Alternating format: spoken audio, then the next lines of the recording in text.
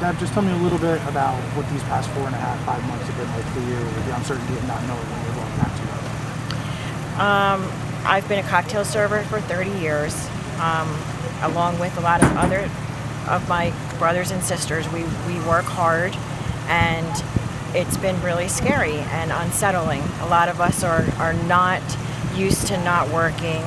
The CRDA and the Local 54, that collaborating to do the food drives have been a tremendous help.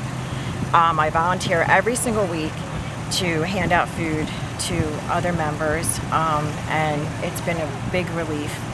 But a lot of us are, scared, because come October, we're going to be in a situation we've never been in before, which is not having any health care, having to rely on the state, and having someone, in control of our lives. And, for cocktail servers in the city, none of us have been returned to work. There's no beverage service on the floor.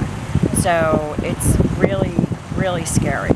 Robert, can you just tell me a little bit about what these last 4.5, 5 months have been like, with the uncertainty of not knowing when you're going back to work? It's been very difficult, financially and mentally. We just don't have there's no end in sight for us. The fall's coming up. It's going to get worse before it gets better. There's no time frame whatsoever. Our health insurance has run out. The companies need to step up and contribute to the health care. The $600 to stop, the government and the Senate need to pass legislation and get the extra money per week. Unemployment does not cover enough to live in this area.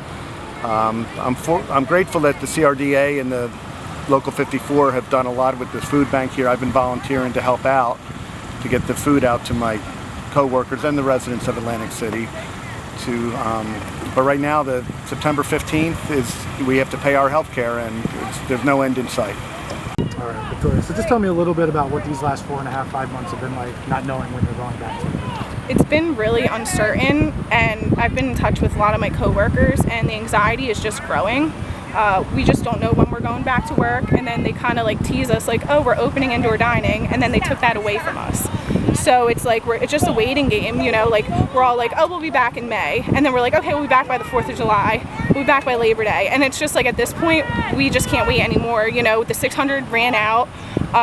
Our jobs don't seem when we go back, doesn't seem like there's going to be that many customers, and it just everyone in this area is just very not sure what's happening next. We have our fingers and toes crossed about another stimulus check coming, maybe the $600, $300 or $400, anything. Ultimately, we want our jobs back. We love our jobs.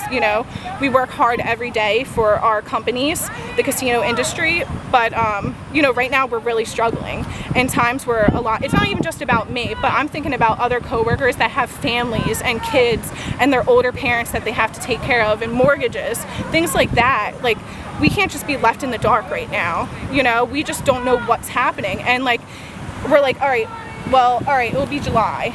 All right, maybe it'll be August. But now it's the end of August, and we still don't know anything. Murphy keeps, holding back dining, and that's kind of where all of our jobs are. Indoor food servers, cocktail servers, bus boys, bartenders. If without that capability of working inside, we can't go back to work.